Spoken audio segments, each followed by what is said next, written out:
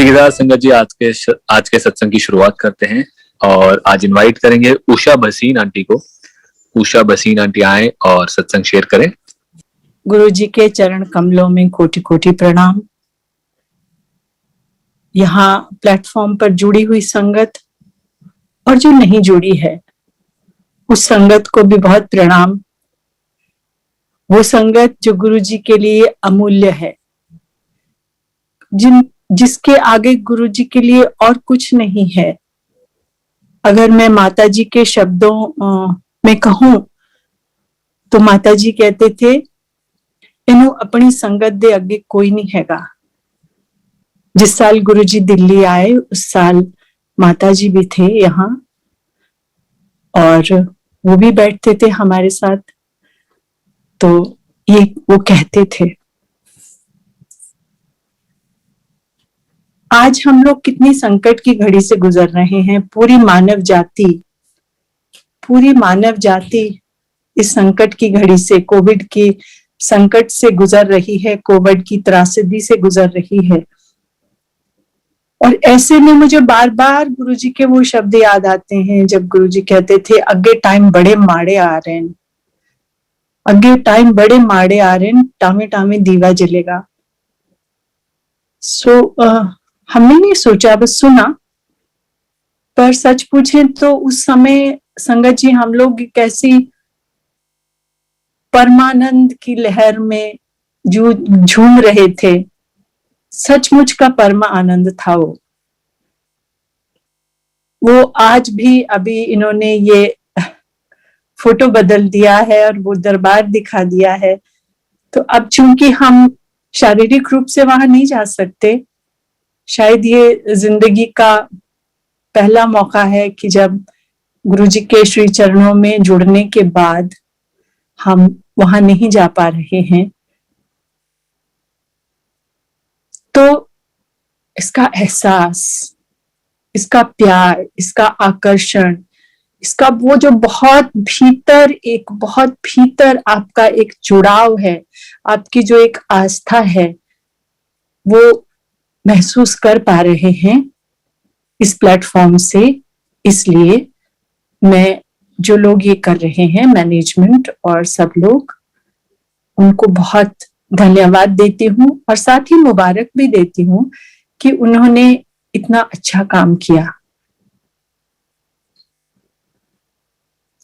आज कोविड की घड़ी में तो हमसे ज्यादा, क्षमा करें आप मेरे शब्द के लिए, उसे अन्यथा ना लें, कि हमसे ज्यादा भाग्यवान कौन है कि हम एक ऐसी शक्ति की शरण में हैं, एक ऐसी शक्ति हमें थामे हुए है जो समय, काल, देश की सीमा से बाहर है।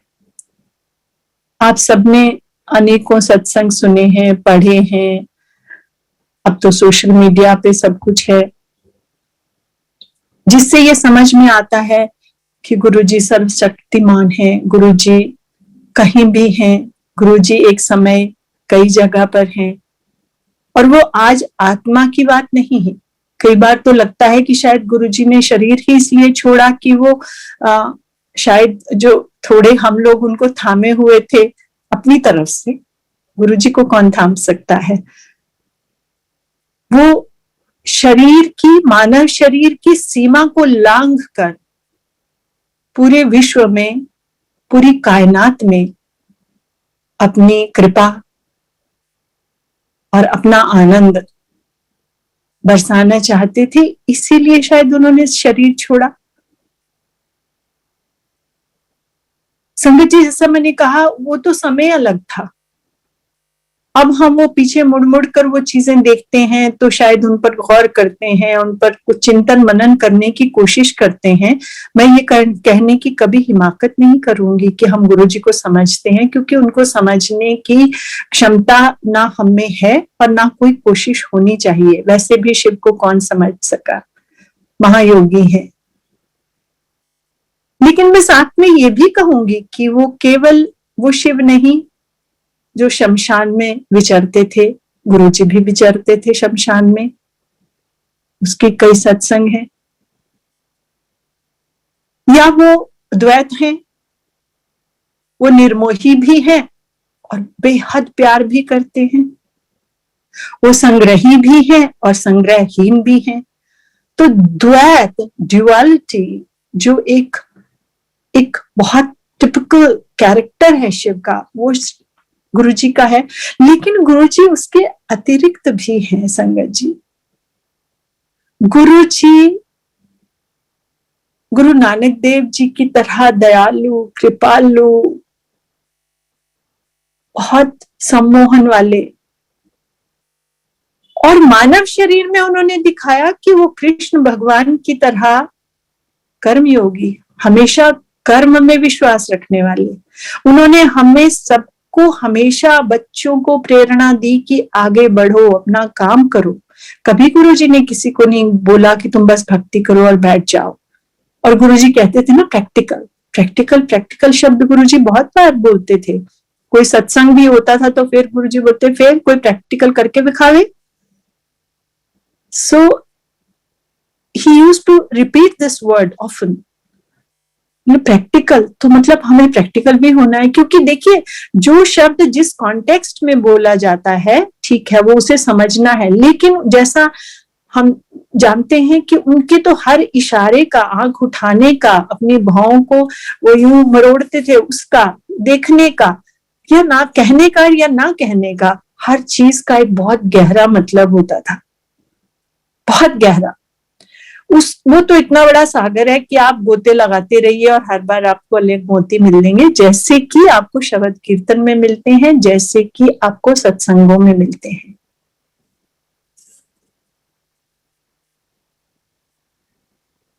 तो कृष्ण भगवान की बात मैं करी थी, तो कृष्ण भगवान की तरह वो कर्मयोगी, राजनीतिक पेज, एडमिनिस्ट्रेशन, मैनेजमेंट, आप क्या कहेंगे, और सखा, बिल्कुल वैसे सखा। और किसकी तरह? मां अन्नपूर्णा की तरह आपकी तृप्ति कराने वाले। तो क्या गुरुजी को हम किस परिभाषा में बांधेंगे? और बांधने की जरूरत भी नहीं है। ये तो जस्ट मैंने अपना वो आनंद रिवाइव करने के लिए कुछ चीजें, कुछ विजुअल्स अपनी आंखों के आगे लाने के लिए ये कुछ शब्द कहे। चलिए आज कोविड पे आते हैं कि आज जब हम इतनी भयंकर त्रासदी से गुजर रहे हैं, शायद ही कोई परिवार है जो इससे किसी ना किसी तरह से छुआ ना हो।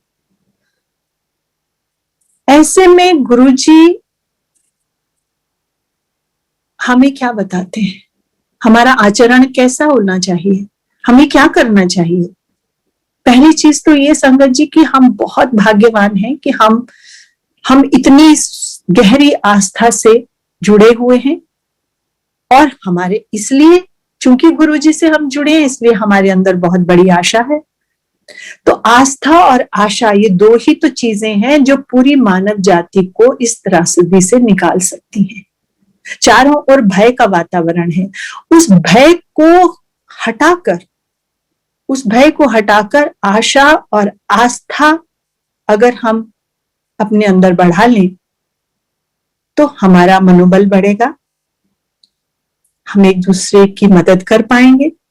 जो गुरुजी को बहुत अच्छा लगता था, गुरुजी बहुत बोलते थे, और गुरुजी बोलते थे ना कि आगे टाइम बड़े माड़े आ रहे हैं, एंड ही यूज्ड टू से, ये तुम्हारा परिवार बना के जा रहे हैं, ਤੁਹਾਡਾ परिवार बनाया, एक काम आना है और कोई काम नहीं आना।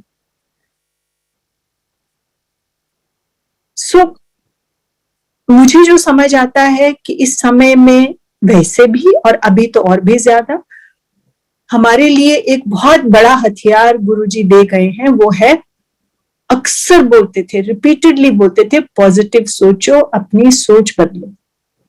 अक्सर गुरुजी बोलते थे। समझ जी, Guruji is not about just miracles, no. जो आप पढ़ते हैं या सुनते हैं, कभी गुरुजी ने यह भी कहा कि ए साडा काम कोई नहीं, असी एक काम करन कोई नहीं आए। एंड ही यूज्ड टू से कि भाई ये लोगों को थोड़ा कन्विंस करना पड़ता है। जब किसी ने कभी बोला कि खड़े होके बुलवाते हैं, तो ही सेड दैट और ये भी कहा कि असली चीज तो कोई मांगता ही नहीं। मतलब असली चीज क्या है? असली चीज ये भी है, इसके भी सत्संग है कि गुरुजी हमेशा चाहते थे कि आप अपने आप को भीतर से मांझें, आप अपने आप को भीतर से बदलें, यू ट्रांसफॉर्म योरसेल्फ। और सच पूछिए तो गुरुजी की जर्नी में, गुरुजी के साथ जो ये नायाब यात्रा है, इसका असली एहसास, इसका बहुत गहरा भीतरी एहसास और आनंद तभी है जब हम उनके हिसाब से अपने आप को ट्रांसफॉर्म करते हैं, अपने आप को बदलते हैं। और उस बदलने की यात्रा की शुरुआत होती है पॉजिटिविटी से। पॉजिटिव सोचो, गुरुजी बोलते रहते थे, पॉजिटिव सोचो, अपनी सोच बदलो। सो आज के समय में संगत जी, अगर हम पॉजिटिव सोचें तो हम यही सोचें कि ये सब समाप्त होगा, खुशी आएगी, गुरुजी हैं, ठीक है, नैया मंझधार में है, समुद्र में बहुत तूफान है, लेकिन हमारे माझी हमें पार लगाएंगे। तो ये हम सबकी ड्यूटी बनती है, हम सबका कर्तव्य बनता है, हम सबका गुरुजी के प्रति धर्म बनता है कि हम भय के वातावरण को हटाकर आशा और आस्था का वातावरण तैयार करें, चाहे वो अपने भीतर है, सबसे पहले तो अपने भीतर, फिर अपने परिवार में, फिर अपने आसपास, तो हमारा कुछ योगदान होगा। गुरुजी बोलते थे ना, गरीबां दी मदद क्या करो, किसी का बुरा ना करो, हो सके तो भला करो। अब वो गरीब की मदद करो, किसी गरीब की मदद करो। तो मेरे अपने हिसाब से तो संगत जी, गरीबी कोई सिर्फ पैसे की गरीबी नहीं होती, पैसे की कमी कोई गरीबी नहीं है। केवल गरीबी बहुत तरह से आती है, आचरण की गरीबी, सोच की गरीबी, मूल्यों की गरीबी। और कोविड के समय में कितने कष्ट लोगों को आ रहे हैं, कितनी घरेलू हिंसा बढ़ गई है, डोमेस्टिक वायलेंस बढ़ गई है, कई कुछ हो गया है, लोगों की समस्याएं हैं, बहुत जायज समस्याएं हैं। लेकिन हर, जैसा कहते हैं कि हर समस्या, हर चुनौती एक अवसर भी है। और ये अवसर है जब हम अपनी भीतरी यात्रा को और संपन्न करें, उसको और मीनिंगफुल बनाकर अपने आप को ट्रांसफॉर्म करें। ट्रांसफॉर्म कैसे? गुरुजी बोलते थे, जब तुसी मेरे कोल आंदे हो ता एक झूठे भांडे की तरह हुंदे हो, मैं पहले तुहानू अंदरों मांझदा, sorry I am not good in Punjabi, ये गुरुजी के पास ही मैंने पंजाबी सीखी, वो बोलनी मतलब, तो और फिर मैं बाहर से चमकाता हूं। तो अगर गुरुजी से हमें मंजवाना है तो हम खुद ही मांझ लें ना थोड़ा बहुत, तो हमारी सेवा हो जाएगी गुरुजी के प्रति।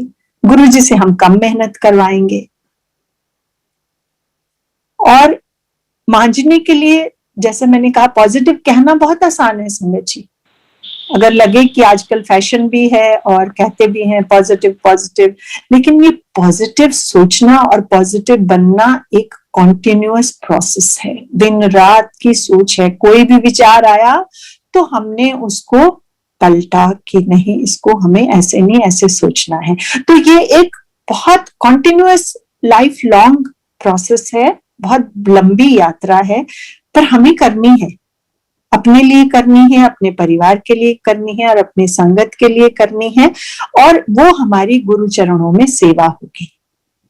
सेवा भी तो तरह तरह की है, और उसमें हमें पेशेंस भी रखनी पड़ेगी।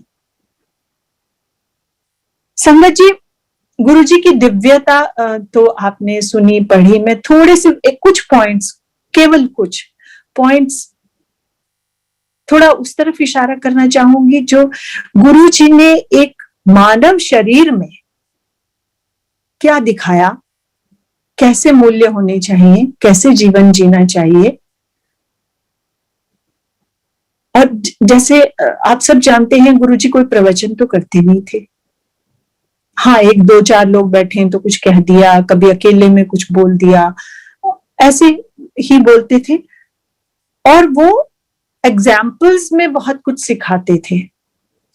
खूबसूरती ये है कि उन्होंने बहुत बड़ी बड़ी साहित्यिक या धार्मिक या आध्यात्मिक किताबें या फिलॉसफी, उसको इतना सिंपल करके हम सब लोगों को सिखाया कि एक बच्चा भी समझ ले। और उसका एक मूल मंत्र है पॉजिटिविटी और दूसरा है ईगो, अपना अहम समाप्त करो। गुरुजी बोलते थे ना, अपनी जुतियां नाल बाहर छड़ के आया करो। तो सारा तो चक्कर ही अहम का है ना। और देखिए कोविड कितना लेवलर है, जिसके पास बहुत बड़े बड़े रिसोर्स हैं उनके रिसोर्स भी काम नहीं आ रहे हैं। सो प्रकृति भी सिखाती है। प्रकृति की बात करूं तो तब मुझे सत्संग याद कर रहे हैं, धैर्य की बात करूं तो आ रहे हैं। धैर्य की बात तो ये संगत जी, सिंपल बात कहूं कि गुरुजी बहुत तेज ठेठ पंजाबी बोलते थे और बहुत तेज बोलते थे। I am married into a Punjabi family, मतलब जहां पंजाबी बोलते हैं, पर गुरुजी बहुत तेज बोलते थे। तो मैं बोलती थी हाँ जी गुरुजी, तो फिर गुरुजी दोबारा, तो फिर मैं कई बार जी गुरुजी, तो फिर गुरुजी आस्ता मैं क्या ए, फिर कई बार तीसरी बार तो गुरुजी को चल हम छाड़ रहने दे। मतलब आज अगर मैं सोचूं पूरी दुनिया में जो छाए हुए हैं वो गुरु और मेरे को ऐसे ऐसे छोटे बच्चे की तरह सिखा रहे हैं, केवल मुझे ही नहीं बहुत सारे लोगों को। तो इतना उनमें धैर्य था, उन्होंने कभी नहीं कहा कि हम लोग कितनी गलतियां करते थे। गुरुजी तो कि हर तरह से समझाते थे, पर नहीं समझा तो उन्होंने कभी नहीं कहा कि हाँ मैंने तुमको पहले नहीं बोला था। आज घरों में बच्चे को अगर बच्चा एक बार गलती करता है तो माता पिता कितना डांटते हैं ना संगत जी, मैंने तुम्हें कहा था ऐसे ही होगा। गुरुजी ने कभी नहीं कहा। इतना वात्सल्य, लाइक मतलब मां से कहीं ज्यादा। और धैर्य की ये भी बात कि कोई बड़े अटपटे सवाल पूछता था या कोई कुछ ऐसा बोलता था कि भाई तो गुरुजी कहते की कह रहे हैं जी, कह रहे तो मूर्खों के हम दास, मूर्खों के हम दास। अब कितनी सारगर्भित बात है, गागर में सागर है कि स्वीकार कर लो, ठीक है। और पोलाइटनेस भी मैंने देखी गुरुजी की। कई बार तो इतने प्यार से, जैसे कुछ बात हो कमरे में है वो कि अच्छा ये आंटी इथे ये हो रहा है, उषा आंटी ये इथे हो रहा जी गुरुजी। इससे हम सभी लोग कोशिश करते थे ना, सबको तो गुरुजी का सानिध्य चाहिए भाई। अगर बुलाया है बिठाया है तो हर कोई, मतलब हम लोग तो इतने अजय ट्रांस जैसे में होते थे तो कई बार तो कुछ का कुछ निकलता था मुंह से। और जैसे आपने सुना होगा घर से कोई सोच के आया कि गुरुजी से ये कहना है, पर उनके सामने तो मस्मराइज ऐसे हो जाते थे कि कुछ का कुछ ही बोलते थे। एक बार मेरे हस्बैंड आए और मैंने कहा चलो चलें, तो वो आ गए, वो दिल्ली से बाहर होते थे तो हम चल पड़े। और वो 2 घंटे पहले तो आए थे, जब पहुंचे तो गुरुजी ने पूछा तू कदों आया, तो गुरुजी ये बोले गुरुजी कल आया। सो गुरुजी कहते अच्छा कल आया। सो मतलब he knew that he is come just 2 hours before. और वो वहां मतलब ऐसे हर कोई कंफ्यूज हो जाता था गुरुजी के सामने। तो मैं ये कह रही थी कि तो ऐसे में जब आप अकेले में होते थे तो आई एम श्योर हमारा द हार्ट्स वर पाउंडिंग और धड़कन कोई दूर से सुन ले, और आनंद कितना बैठे हैं गुरुजी और गुरुजी कुछ कह रहे हैं तो आप सुन रहे हो। लेकिन कई बार गुरुजी अच्छा फिर ये हो गया इतने दर्द है, हम दिखाएंगे अपना जो नीम हकीम गुरुजी ये चूरण ये, अच्छा आंटी तो मेरे वास्ते बना के ले आएंगी। मतलब इतने प्यार से वो बोलेंगे, इतने प्यार से बोलेंगे, मैं आपको बता नहीं सकती। और एक बार की बात है कि एक सर्दियों की बात है, तो एक गुरुजी ने मुझे इशारा किया, 12 बजे थे, तो बोले कि आंटी तेरे घर तो बस स्टैंड कितनी दूर है। तो I was little unexpected question, तो मैंने कहा जी गुरुजी पास ही है। हाँ, तो कहते तू इन्हों छड़ देंगी। मतलब संगत जी उससे पोलाइट आवाज आज तक मैंने सुनी नहीं है। तो इन्हों छड़ देंगी, मैंने कहा हाँ गुरुजी। तो वो अलग बात की फिर मेरे हस्बैंड, जब मैं पीछे हटी तो बोले क्या, बोले भाई अभी तो 12 बज गए, इनको अभी कब छुट्टी होगी, लेके जाएंगे और फिर इनको बस स्टैंड छुड़वाएंगे तो कितनी देर हो जाएगी, और कब उनको चंडीगढ़ वापस जाना था। तो एक कैसे, तो जस्ट आस्क कि गुरुजी रात को रख लें, तो महंगा गुरुजी इनको रात को रख ले, आहो आहो। गुरुजी बड़े खुश हुए, हाँ ठीक है जी, रख लिया। तो हम चले गए। जब छुट्टी हुई तो वो भी लेडीज 3 हमारे साथ कहीं रजाई में बैठी तो हम बातें करने लगे। उस वक्त मतलब इतना सैक्रोसैंट नहीं था कि हर चीज को सत्संग ही बोलना है। तो अब वो बताने लग गई तो बात चली। ये मैं इसलिए भी सुना रही हूँ क्योंकि मैंने पीछे बोला कि गुरुजी एक समय में एक से ज्यादा जगह होते थे। तो वो बोली, उनकी एक लेडी, उनकी बेटी जर्नलिस्ट थी और वो मदर साथ में थी और एक और थर्ड थी। तो वो बोली कि ऐसे ऐसे ये जो पीला चोला है ना, इसमें गुरुजी चंडीगढ़ आए थे उस दिन जब उन्होंने पहना था और फलां दिन की बात है। तो मैंने कहा नहीं, गुरुजी तो दिल्ली थे। For some reason I remembered कि नहीं, गुरुजी दिल्ली थी। शायद वो मुझे चोला बहुत अच्छा, बहुत प्यारा लगा था गुरुजी पे। तो दिल्ली थे। कहती नहीं, वो तो चंडीगढ़ थे। मैंने कहा नहीं, वो दिल्ली थे। तो जैसे 3-4 बार जैसे काइंड ऑफ ये इन अ वे पोलाइट आर्ग्यूमेंट हो गया, तो जस्ट डॉन्ड ऑन मी कि थोड़े दिन पहले किसी को गुरुजी मेरे सामने कह रहे थे कि ऑटोबायोग्राफी ऑफ अ योगी पढ़नी चाहिए। और मैंने गुरुजी की शरण में मतलब फिजिकली जाने से पहले वो किताब पढ़ी थी, और तो मुझे याद आया कि उसमें है कि ये जो शक्तियां हैं, ये महापुरुष हैं, एक समय में एक से ज्यादा जगह होते हैं। तो मैंने कहा हम क्या बहस कर रहे हैं, तो मतलब गुरुजी दिल्ली भी थे और गुरुजी चंडीगढ़ भी थे। और बात हो गई जी, 4-5 बज गए होंगे सुबह के। हम वो सो गए, फिर उनको भिजवा दिया, हम भी सो गए और अगले दिन सुबह उठ के ऑफिस गए। और शाम को जब मैं मंदिर गए फिर से, और जैसे ही मैंने वो एम्पायर स्टेट की सीढ़ी उतरी तो गुरुजी जोर से बोले, फिर तू 5 बजे तक गप्पा मारिया। मतलब संगत जी, गुरुजी वहां भी थे घर में। सो जो मैं कह रही थी कि वो समय किसी एक समय में कितनी जगह हो सकते हैं, इसका कोई अंदाजा नहीं। और आज तो अलग ही बात है, आज तो गुरुजी का युग है। इसी का एक और उदाहरण है, वो इसलिए भी दूंगी कि कोविड तो खैर बिल्कुल अलग समस्या है, लेकिन जब भी कोई नेशनल इमरजेंसी हुई,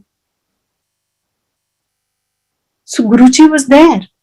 जैसे कारगिल जब हुआ, युद्ध हुआ, तो उन दिनों जब युद्ध चल रहा था, गुरुजी बिल्कुल चुपचाप बैठते थे, कोई बात नहीं, बिल्कुल सुन, एकदम किसी से बात नहीं करते। हमने उनको देखा, कोई स्माइल नहीं होती थी, कुछ नहीं, बस सिर यूं नीचे करके। और जैसे अधिकतर, जैसे वो आप लोगों ने एक फोटो देखा होगा रेड चोले में, जिसमें गुरुजी का सिर नीचे है, दोनों हथेलियों का कप बना है और उनकी ठोड़ी उस पर अटकी हुई है, चेहरा उनकी अपनी हथेलियों में है, वैसे बैठे होते थे। तो बात ये हम सोचते थे, पता नहीं आपस में कभी कि गुरुजी बात क्यों नहीं कर रहे हैं। एक चीज हमने और ऑब्जर्व की कि गुरुजी कितना खूबसूरत, गुरुजी की ट्रांसलूसेंट स्किन थी, और उस पे ना काले काले धब्बे दिखने शुरू हो गए उनकी बाजुओं पे, फिर सिर पे भी, चमकता सिर उनका, और उस पे भी काले काले धब्बे दिखने शुरू हो गए। तो हम सोचे ये क्या चीज है। तो एक रात को जी छुट्टी हो गई सारी संगत को, हम शायद 3 या 4 लोग थे, मुझे 3 की याद है, कोई चौथे भी हो सकते हैं, 3।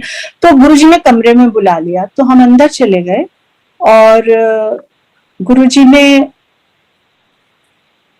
कर्नल जोशी थे, उनको कहा कि ओ वर्मा नु फोन लगाई। जनरल वर्मा उन दिनों मिलिट्री सेक्रेटरी थे, जो गुरुजी के भक्त हैं। तो उन्होंने उनको फोन लगाया, तो गुरुजी ने फोन लिया, जो उनका एक स्टाइल था, फोन लगाओ फिर गुरुजी वो फोन ले लेते थे। और कहते, हाँ वर्मा असी टाइगर हिल ले लिया। तो वो जनरल वर्मा को ने कहा होगा दूसरी तरफ से कि नहीं गुरुजी मेरे पास तो कोई इंफॉर्मेशन नहीं है, and he would have been the first or second person here in Delhi to know that कि भाई टाइगर हिल ले लिया हमने। तो कहते नहीं असी ले लिया, और गुरुजी ने फोन काट दिया। 2-4 मिनट के बाद 5 मिनट के बाद जनरल वर्मा का फोन आ गया कि गुरुजी असी टाइगर हिल ले लिया। तो गुरुजी ने अपनी बनियान ऊपर उठाई और हमें दिखाया, कहते ए देखो मैं उथे ही तसी, इस सारी गोलियां दे निशान। तो गुरुजी की छाती पे भी काले काले वो दाग थे जो हम उनकी बाजू और उनके सिर पे देखते थे। हम लोग एकदम शॉक में हो गए, स्तंभित हो गए, गले रुंध गए हमारे। मैं उथे तसी। सो मैं ये कहना चाह रही हूं संगत जी कि आज की इस संकट की घड़ी में भी गुरुजी हमारे साथ हैं। वो सब देख रहे हैं, वो देख रहे हैं कि हम लोग कितनी आस्था में हैं, हम लोग कितने पॉजिटिव हैं, हम लोग किस तरह से एक दूसरे की मदद कर रहे हैं, हम लोग कैसे एक दूसरे से जुड़े हुए हैं, हम कैसी बातें कर रहे हैं। दुनिया में तो सब कुछ होता है, हमेशा होता है, आज भी हो रहा है, आज भी लोग करप्शन कर रहे हैं, आज भी लोग चीटिंग कर रहे हैं, पर वो सब देखना हमारा काम नहीं है। हमारा काम है वो करना जो गुरुजी को अच्छा लगता है। और गुरुजी को क्या अच्छा लगता है? वो बोलते थे रब कोलों डरो नहीं, रब नू प्यार करो।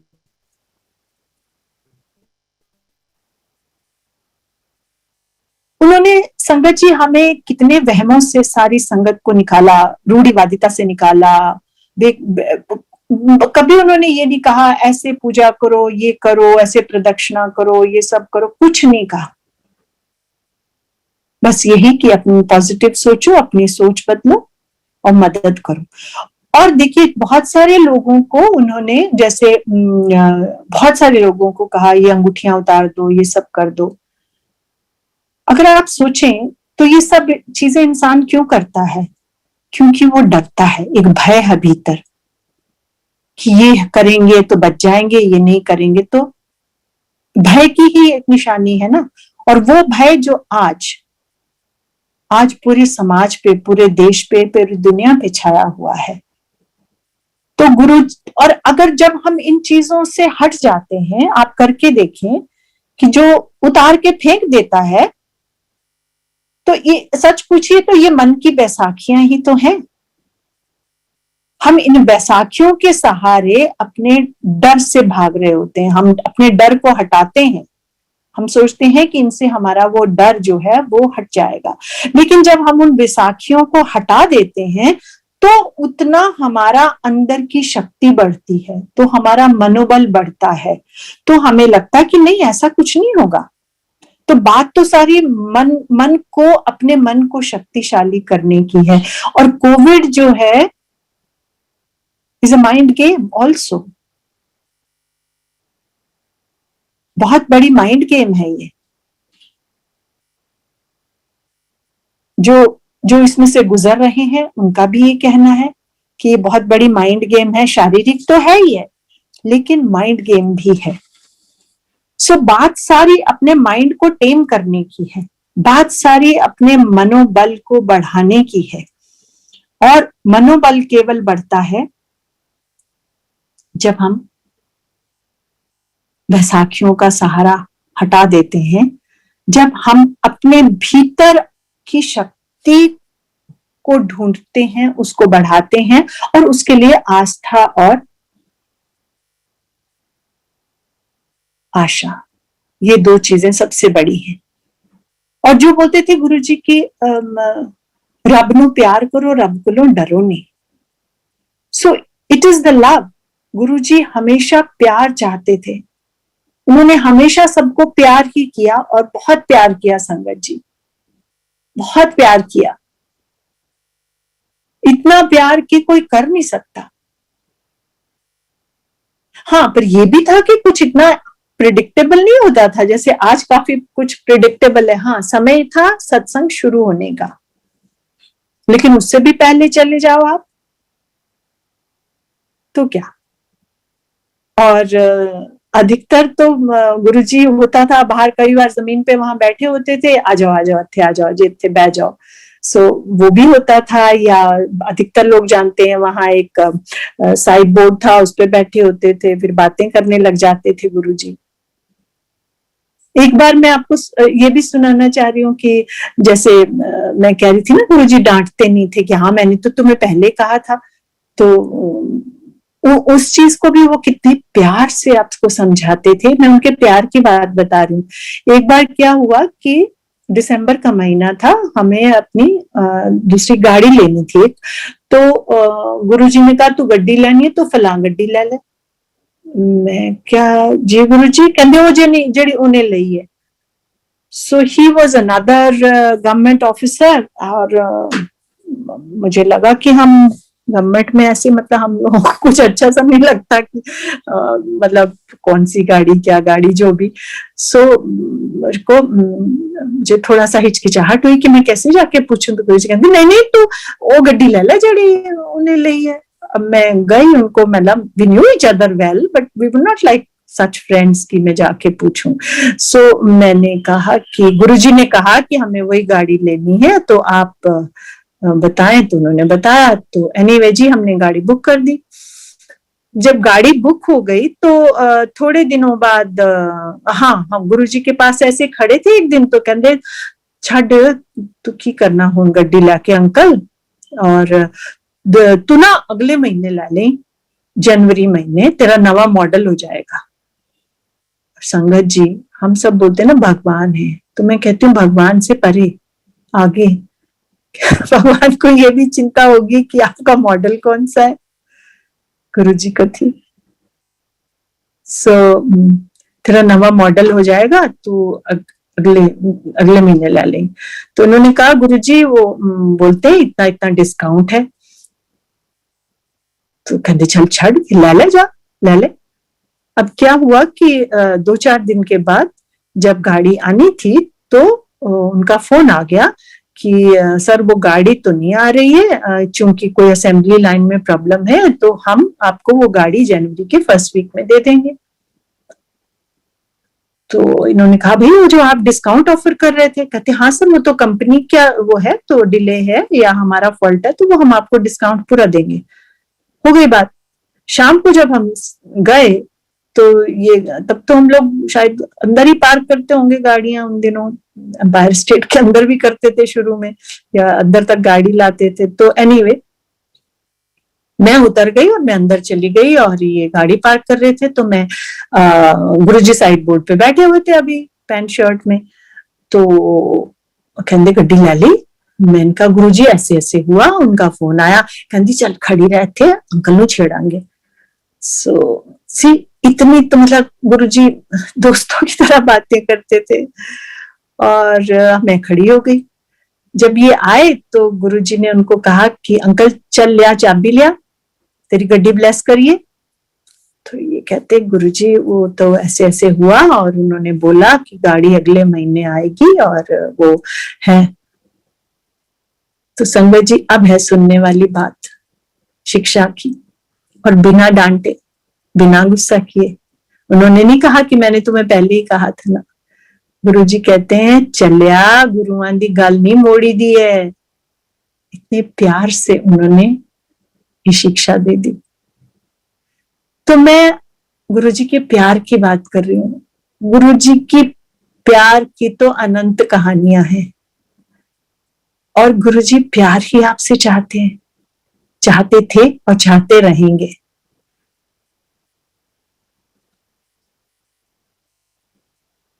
और अगर हम संगत को गुरु का रूप मानते हैं, जो कि है, तो फिर संगत से प्यार करना होगा। संगत को गुरु का रूप मान के या अपने अंदर वो प्यार पैदा करके संगत के साथ जब हम प्यार बांटते हैं, तो हमारा प्यार कई गुना हो जाता है। और मुझे लगता है कोविड के समय में शायद इससे अच्छा तोहफा कोई हो नहीं सकता अपने लिए और अपनी संगत के लिए।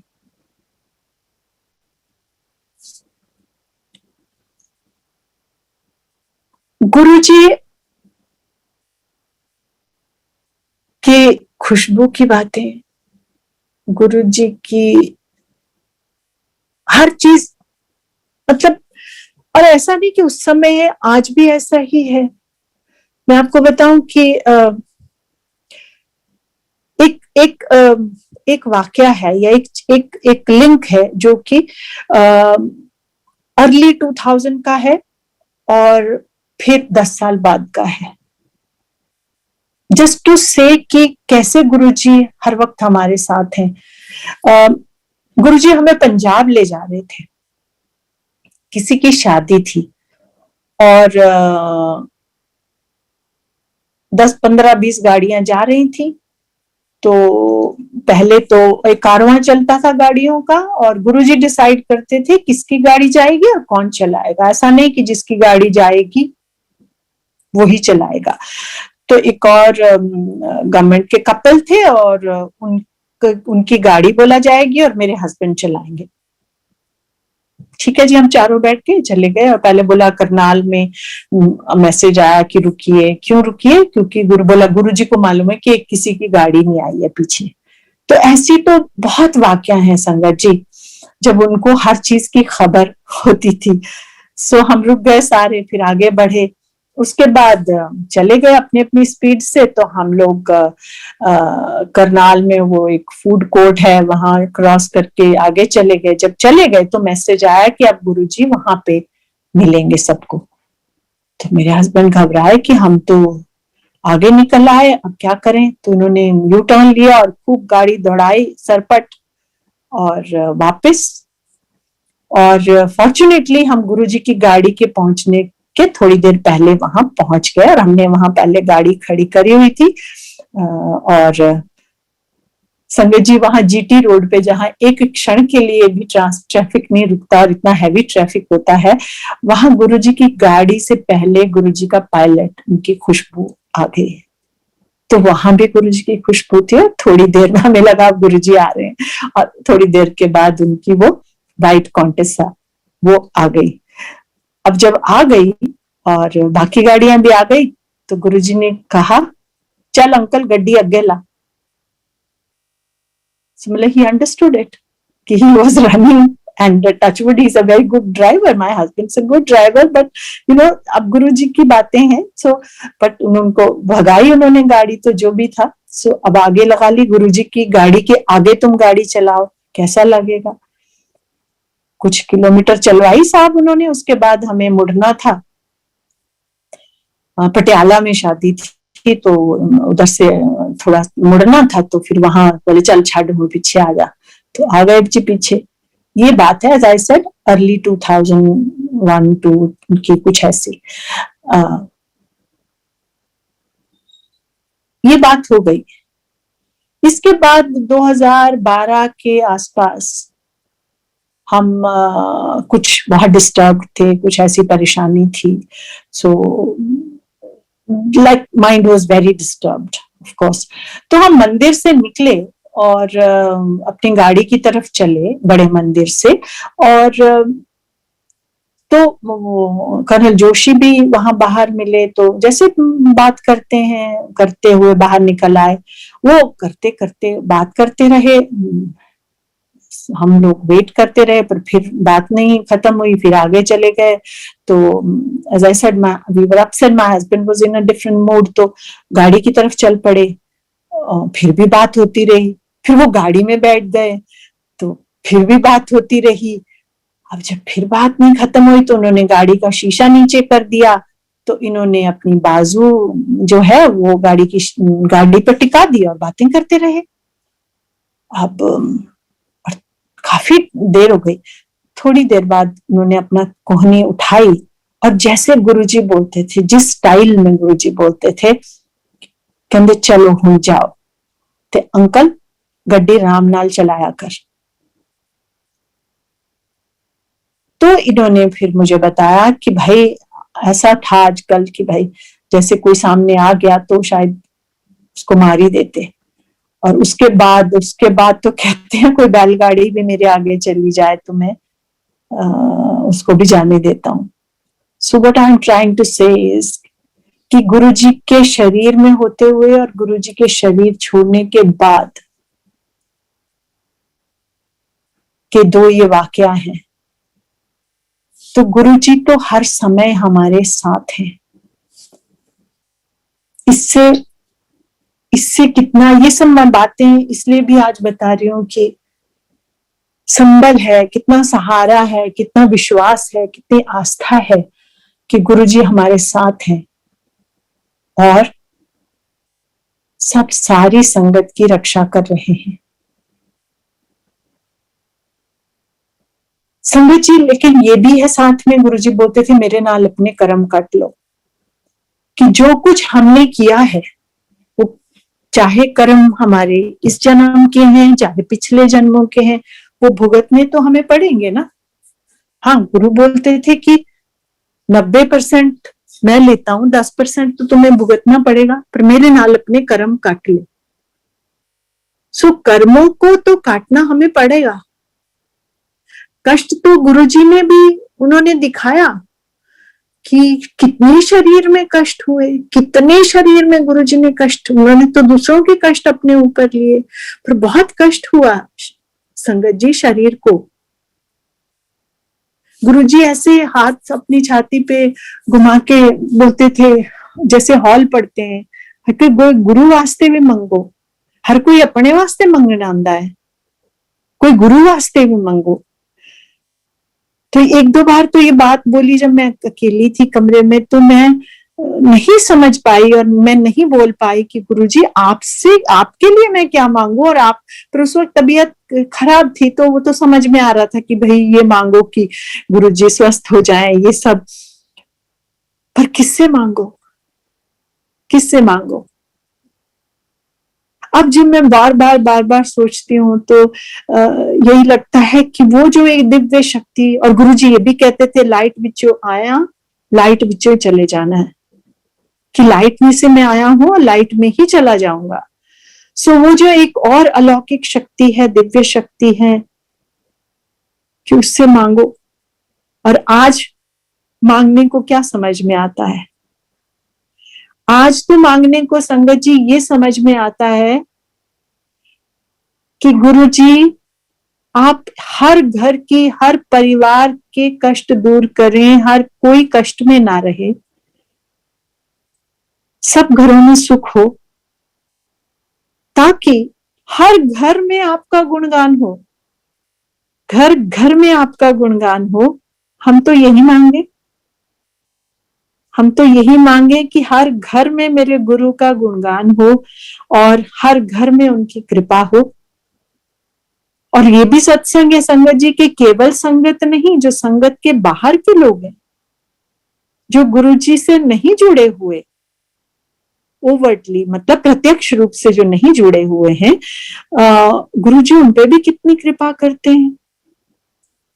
तो संगत है या संगत बीच में नहीं है, संगत मतलब हमारी टर्म में वो संगत नहीं है, तो भी गुरुजी उन पर कृपा करें और हर घर में हमारे गुरु का गुणगान हो।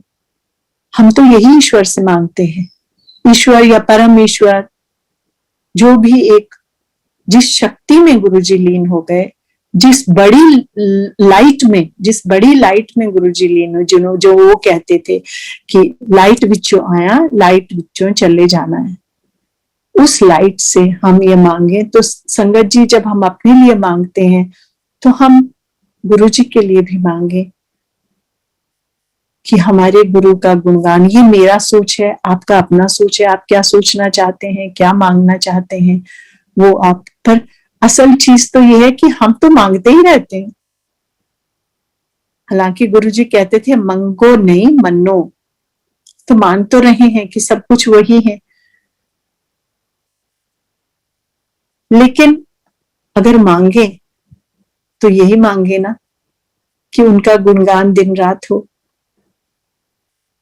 और ऐसी हमें समझ हो संगत जी, ऐसी बुद्धि दें गुरु जी कि हम अपने आप को वैसा बना सकें जैसा वो चाहते हैं। देखिए आप भी तो हम अपने बच्चों को बोलते हैं अच्छा तुम फर्स्ट आओगे तो ये मिलेगा, ये होगा तो ये मिलेगा। हर जगह कंडीशन है ना, केवल यही कंडीशन नहीं है, यही कोई कंडीशन नहीं है, यहाँ केवल प्यार ही प्यार है।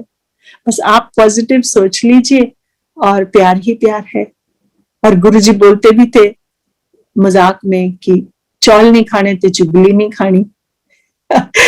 और मानव मैं कह रही थी ना, मानव शरीर में उन्होंने दिखाया आचरण, पोलाइटनेस बोला, पॉजिटिविटी बोला और पेशेंस बोला, और एक चीज और, कमाल की हॉस्पिटैलिटी। जैसे मैंने अन्नपूर्णा की बात की तो गुरुजी को लगता था मैं अपनी संगत को कहाँ बिठाऊं, इनको क्या खिलाऊं।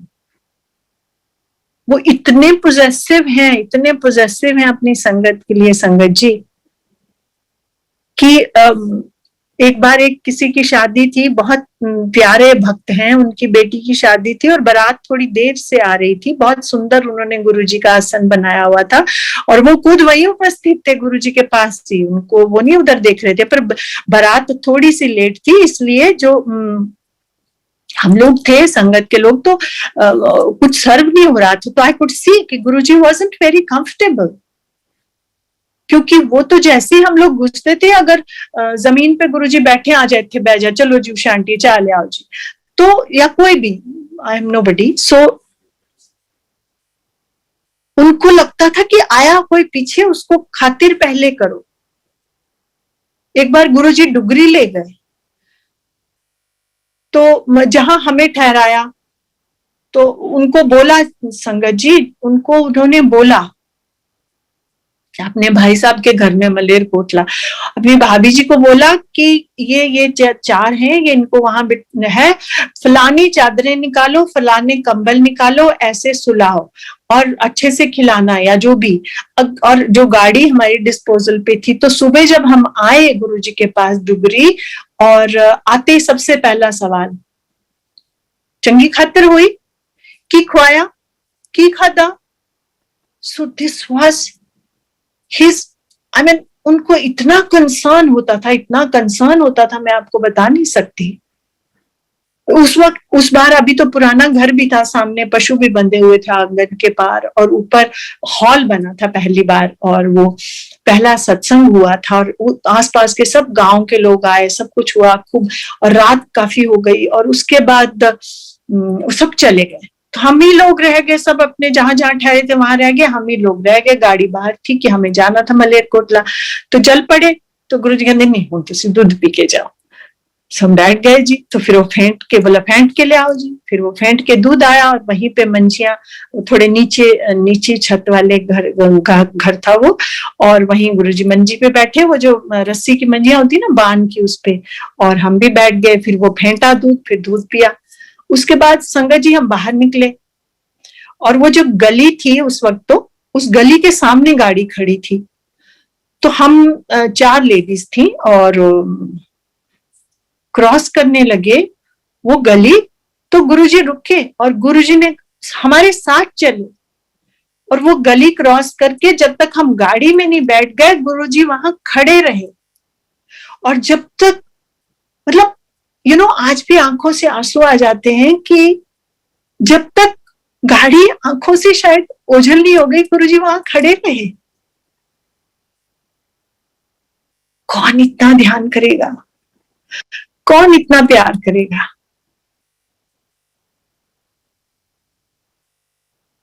और आज जब हम सोचते हैं कि ये वो गुरु हैं जो पूरी दुनिया में छाए हुए हैं, और हमने उनका इतना परमानंद प्राप्त किया है, ऐसा सानिध्य प्राप्त किया है, तो हमारे रोंगटे खड़े हो जाते हैं संगत जी। और मैं कितना कितना शुक्रिया अदा कर सकती हूँ इस प्लेटफॉर्म का कि मुझे वो सारी चीजें रीलिव करने का, चाहे मेरे दिमाग में ही सही, चाहे मेरी आंखों में ये गुरुजी का दरबार है, इस दरबार के ही जरिए सही, कम से कम वो मोमेंट्स, वो क्षण, वो मिनट वो घंटे मैं रिलीव तो कर पा रही हूँ। गुरुजी ने कितनी ऐसी यादें दी हैं, कितनी ऐसी जो हमारी थाती है, जो अब निधि है, जिंदगी की एक बहुत बड़ी निधि है मेरी, और इसके सहारे तुम जिंदगी काट सकते हो। आई लाइक टू से कि इस शरीर में मेरे 3 जन्म हुए। एक वो जो गुरुजी के पास आने से पहले, एक वो जो गुरुजी की शारीरिक चोले में, मानव चोले में होते हुए जो गुरुजी के साथ समय बीता, और एक ये तीसरा, जब गुरुजी शरीर में तो नहीं है, हम उनको छू तो नहीं सकते, हम उनसे बात तो उस तरह से तो नहीं कर सकते, हम उनके कपड़े नहीं पहना सकते, उनका जूता नहीं पहना सकते, लेकिन हम उन सब चीजों को महसूस करने की, उन चीजों को फिर से जी लेने की कोशिश कर सकते हैं।